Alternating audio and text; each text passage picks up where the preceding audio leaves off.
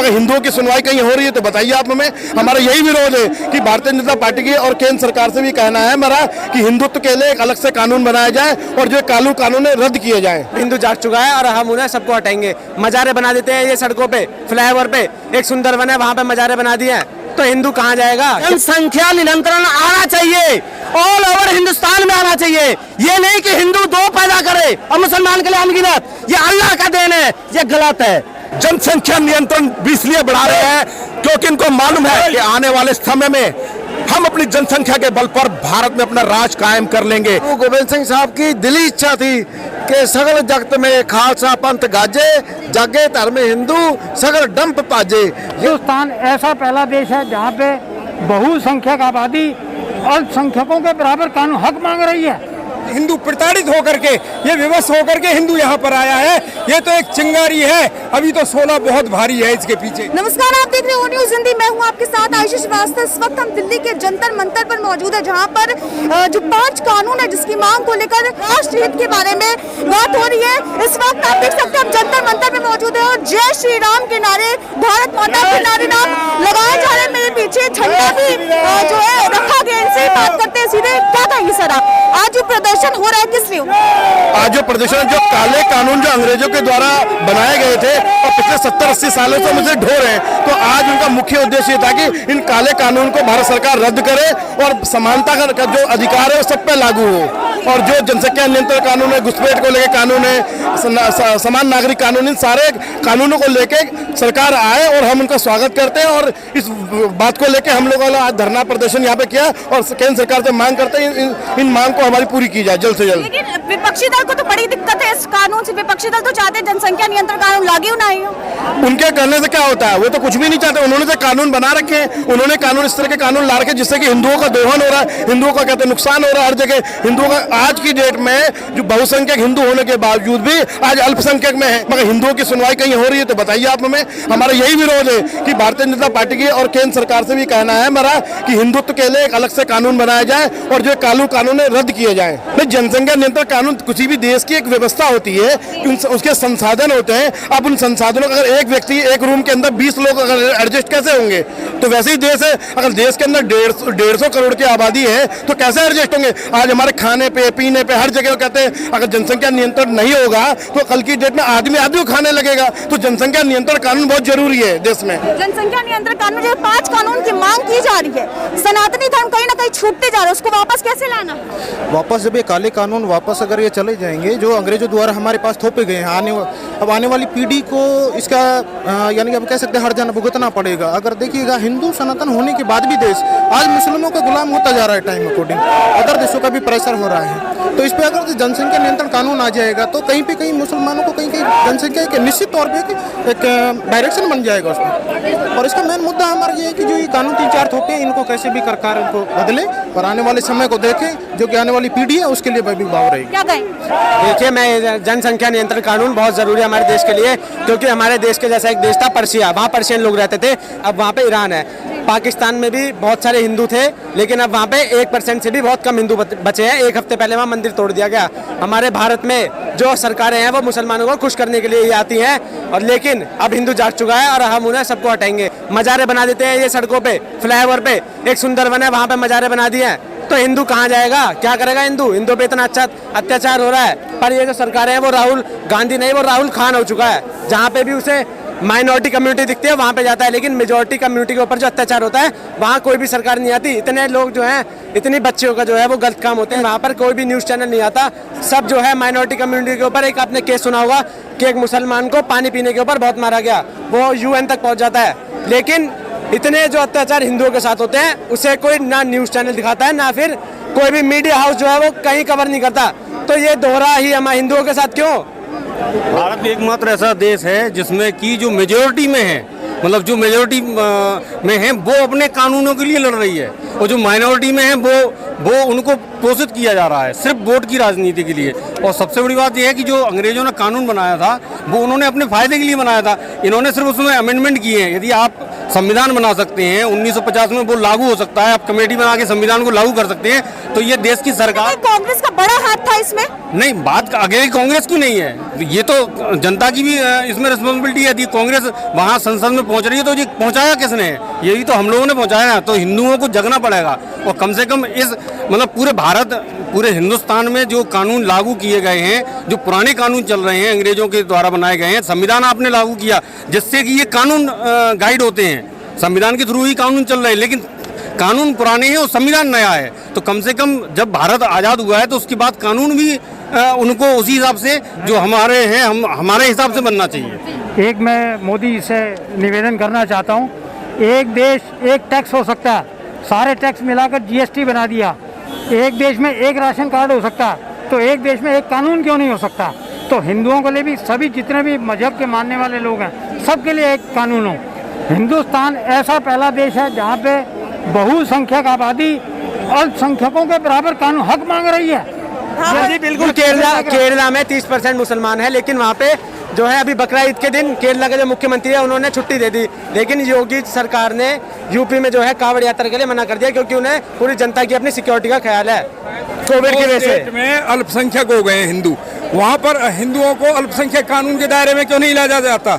अब ये लगाओ, कश्मीर में 1990 में हिंदुओं के माता बहनों के साथ क्या अत्याचार हुए थे, उनके ऊपर एक भी केस ना, सुप्रीम कोर्ट ने भी ये कह दिया कि ये तो पुराना केस हो गया, इसके एविडेंस ही नहीं है, एविडेंस मिट गए हैं, और जबकि उससे पहले केसेस को ला करके रख दिया जाता है। और दूसरा कानून ये है कि बड़े बड़े नेता करोड़ों अरबों के घोटाला कर जाते हैं और वे थोड़े से उस पर छूट जाते हैं, सुप्रीम कोर्ट भी उनको एड देता है और छोड़ देता है, क्योंकि उनके पीछे जन समुदाय होता है। परंतु आज हिंदू प्रताड़ित होकर के, ये विवश होकर के हिंदू यहाँ पर आया है, ये तो एक चिंगारी है, अभी तो 16 बहुत भारी है इसके पीछे। और मुझे लगता है कि हिंदू जाग चुका है और हिंदू अपना अधिकार लेकर के रहेगा। एक देश, एक संविधान, एक कानून होना चाहिए, हिंदुओं को भी वही कानून होना चाहिए जो मुसलमानों के लिए है। और मुसलमानों के लिए जवाहरलाल नेहरू जी ने एक वक्फ बोर्ड बना दिया, जो संपत्ति सरकारी पड़ी थी उसे वक्फ बोर्ड में दे दिया, और हिंदुओं के मंदिरों का अधिग्रहण कर लिया। आज भी हिंदू जो आस्था के नाम पर पैसा देते हैं, हिंदू लोग देते हैं, उस पैसे को लेकर के मुसलमानों को उससे पेंशन दी जाती है और रोहिंग्या को उस पैसे से बचाया जा रहा है। वही रोहिंग्या आज दिल्ली में जगह जगह आतंकवाद फैला रहे हैं, दिल्ली में जगह जगह वे चोरी कर रहे हैं, डकैती कर रहे हैं। और अमानतुल्लाह खान, जिनको योगी जी ने वहां से निर्वासित कर दिया था इरिगेशन की जमीन से, और अमानतुल्लाह खान ने आकर के उनको बचाया और अच्छे कैंप, लग्जरी कैंप बनवाए उनके लिए, कूलर लगवाए उनके लिए। और वे सुरक्षित कहाँ है सुरक्षित? आप बता दो मुझे। आप रात को निकल जाओ अभी बाड़ा हिंदू राव में, देखो क्या होता है आपके साथ। कश्मीर में क्या हुआ, बंगाल में क्या हो रहा है, असम में क्या हो रहा है, हर चीज हो रही है। आपके यहाँ बैठे हो ना, आप यहाँ से थोड़ी दूर पे आप चले जाओ, अभी वहाँ पे चले जाओ, नबी करीम में, नबी करीम चले जाओ। ये बहुत बड़ा प्रोपेगेंडा है हिंदुओं की बहन। 160 किलोमीटर दूर यहाँ से मुरादाबाद है। 85 of Hindu families simply resign के मकान बिका हुआ, हम जा रहे हैं। 85 फैमिली, सोचिए आप, 85 कटघर। भी एक बहुत बड़ा मुद्दा है, धन परिवर्तन कर दिया जाता है। उन्हें पैसे मिले आउटसाइड इंडिया से, उन्हें बहुत ज्यादा फंडिंग होती है और तब ये धर्म परिवर्तन करवाते हैं, क्योंकि इनका काम ही यही है। क्योंकि 20 बच्चे अगर ये पैदा करेंगे तो वो क्या करेंगे? पढ़ाते तो उन्हें है नहीं, वो फिर में आना। हम लोग क्या करेंगे? हम लोग एडमिनिस्ट्रेटिव सर्विसेज में चले जाएंगे, डॉक्टर बन जाएंगे, इंजीनियर बन जाएंगे। वो क्या करेंगे? सरकार चलाएंगे। जिस सरकार के अगेंस्ट हम लड़ते हैं ना, वो सरकार चलाएंगे, वो कानून बनाएंगे, आपको बाहर फेंक देंगे। कश्मीर से मैं ये कहना चाहता हूँ कि हिंदुओं को जागना पड़ेगा, ये हिंदुओं को जागना पड़ेगा। समझ अब आई है। पहले गुरु गोविंद सिंह साहब ने पहले कह दिया था कि उनकी इच्छा थी कि सगल जगत में खालसा पंथ गाजे, जगे धर्म हिंदू सगल डंप पाजे।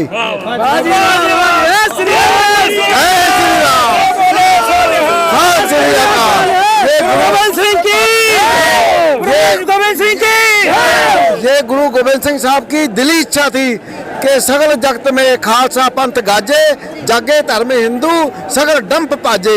ये डंप मैंने नकली पुना, ये जो नकली पुना, नकली ये चिदम्बरम जैसे लोग नकली हिंदू हैं, इनका नाश होना चाहिए और अब हिंदू को जाग जाना चाहिए। अगर अब नहीं जागा तो कभी नहीं जागेगा। तो गुरु गोविंद सिंह साहब की इच्छा है, उनकी इच्छा हमने पूर्ण करनी है। केजरीवाल सरकार जो है वो दोहरी नीति अपनाते हैं। कोरोना काल में हमारे दिल्ली में इतने डॉक्टर शहीद हुए। हज हाउस बनाया जा रहा है सर, हज हाउस बनाया जा रहा है, सिर्फ वोट बैंक की राजनीति है। मैं केजरीवाल से एक सवाल पूछना चाहता हूं कि कोरोना काल में हमारे इतने डॉक्टर शहीद हुए, किसी के घर पे 1 रुपए देने के लिए पूछने तक नहीं गया केजरीवाल, और एक मुसलमान डॉक्टर मरता है तो उसे घर में 1 करोड़ रुपए जाकर देता है। ये कहाँ की राजनीति है? ये वोट बैंक की राजनीति करते हैं। रिंकू शर्मा के साथ जो हुआ वैसा ही पूरे देश में अलग अलग क्षेत्रों में हो रहा है, लेकिन उसके लिए कोई सुनवाई नहीं हो रही। कोई भी मीडिया हाउस जो है वो कुछ भी दिखाने को तैयार नहीं है। सब चाहते हैं कि एक कानून होना चाहिए देश में, एक संविधान, एक कानून होना चाहिए, सिविल कोड एक होना चाहिए, और एक कानून से ट्रीटमेंट सबका होना चाहिए। मतलब ये समान संविधान, मतलब समान विधान, संविधान का अर्थ ये समान विधान। तो ये संविधान है कहाँ? ये तो बहु विधान है, सबके अलग अलग है। तो हर धर्म के लोग रहते हैं, कहा जाता है हर धर्म के। देखिए, हर धर्म के लोग रहते तो मतलब नहीं है, इंसान सभी वही हैं। रोबोट एक ही होता है, एक रोबोट कंस्ट्रक्टिव काम करता है, एक डिस्ट्रक्टिव। बात एक विचारधारा के सॉफ्टवेयर के अंदर, वो ध्यान देने वाली बात है। तो इस्लाम में तो गैर मुस्लिम से शादी करना अलाउ ही नहीं है, इस्लाम के बेसिक फंडामेंटल खिलाफ है। ये हम क्यों नहीं समझते? जब तक हम खुली बात और उनकी किताब की बात समझेंगे नहीं, करेंगे नहीं, तब तक हम भ्रमित रहेंगे इसी तक सब इंसान है। इंसान तो राक्षस भी होता है, इंसान तो बगदादी भी, इंसान तो लादेन भी था। संविधान में क्या ये देखना पड़ेगा। संविधान में एक शब्द जोड़ दिया इंदिरा गांधी ने, उसका नाम है सेकुलरिज्म। सेकुलरिज्म इतना फैटल है, इतना घातक है कि हमारी संस्कृति की जड़ों को खोद रहा है, और सेकुलरिज्म के नाम के अंडर, उसके बहाने में हमारे को दबाया जा रहा है हमारे ऊपर। और ये जो वामपंथी लोग हैं, वामपंथी लोग अपने आप को समझदार समझते हैं, मगर ये सबसे निकृष्ट लोग हैं। चीन में देख लो क्या हाल है, जहाँ जहाँ वामपंथी गए वहाँ वहाँ इन्होंने सत्यानाश किया और हमारी संस्कृति को मारने पे तुले हुए हैं। इसलिए हिंदुओं को जागना होगा। जय श्री राम। एक तरफ कहा जाता है कि सेक्युलरिज्म है इस देश में, कांग्रेस की तरफ से 70 साल कांग्रेस ने राज किया, इस काले कानून को हटा नहीं पाए, लेकिन अब किस तरीके से हिंदू जाग? 70 साल कांग्रेस ने सिर्फ लोगों को बेवकूफ बनाया, खासकर मुस्लिम समाज को बेवकूफ बनाया, और सभी राजनीतिक पार्टी। लेकिन जब से देश में नरेंद्र मोदी जी आए, उन्होंने कहा एक देश, एक विचार, एक भाषा होनी चाहिए, और हम लोग उनसे सहमत होकर उनके साथ हैं। आज कांग्रेस ने मुसलमानों को अशिक्षित रखा, शिक्षा से दूर रखा, इसलिए सब पिछड़ते चले गए। हमारे यहाँ बच्चे ज्यादा होते चले गए, लेकिन आज मुस्लिम शिक्षित होगा तो बच्चे कम पैदा करेगा देश की जनसंख्या में, इसलिए हम यहाँ पर जनता मंत्र पे आए हुए हैं। जनसंख्या नियंत्रण भी इसलिए बढ़ा रहे हैं क्योंकि इनको मालूम है कि आने वाले समय में हम अपनी जनसंख्या के बल पर भारत में अपना राज कायम कर लेंगे। इसलिए अगर कोई 2 बच्चों से ज्यादा व्यक्ति बच्चे पैदा करता है, उसका मताधिकार कानून रद्द होना चाहिए। सबसे बड़ा कानून हमें यह है कि जो भी है उनका मताधिकार कानून रद्द करो, सारी समस्या अपने आप हल हो जाएंगी। जय श्री राम, जय गौ माता की। भीड़ देख रहे हो ना, इस तरीके से देख रहे हो ना, ये सैलाब है, और आने वाले टाइम में इससे भी गंदा सैलाब होगा, बहुत ज्यादा।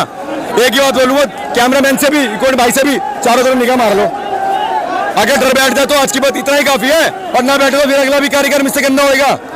अभी कुछ अधिकारी बड़े से बड़े वो आए नहीं है, ये तो हम छोटे हैं जो मगर में मछलियां हैं सिर्फ समुद्र में, और हम ही यही कर रहे हैं। आने वाले टाइम में इससे बड़ा सैलाब उठेगा जैसा। एक संविधान, एक कानून, क्या लगता है? सबसे पहले तो मैं इस पे मुद्दे पे बात करूंगा। जनसंख्या नियंत्रण आना चाहिए, ऑल ओवर हिंदुस्तान में आना चाहिए। ये नहीं कि हिंदू 2 पैदा करे और मुसलमान के लिए अनगिनत, ये अल्लाह का देन है, ये गलत है।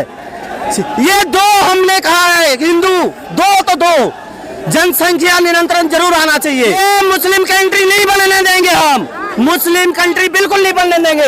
ये हिंदू राष्ट्र हम घोषित करके रहेंगे, इसलिए आज हम इस आंदोलन में आए हैं। जय श्री राम। इस वक्त जंतर मंतर में जिस तरीके से हमने आपको दिखाया, तमाम लोगों की बातें सुनवाई, और मेरे पीछे आप देख सकते हैं किस तरीके से कहा जा रहा है कि जागो हिंदू, और ये नारा सिर्फ एक जगह नहीं लग रहा है, ये पूरे जंतर मंतर पे नारा लगाया जा रहा है, जय श्री राम, भारत माता की जय। और जो 5 कानून है उसकी मांग लगातार जारी है, लेकिन देखना काफी अहम हुआ कि आगे सरकार इस पर क्या कुछ निर्णय लेती है। कैमरा पर्सन गुरप्रीत के साथ आयुष श्रीवास्तव, ओ न्यूज़ हिंदी। जय हिंद,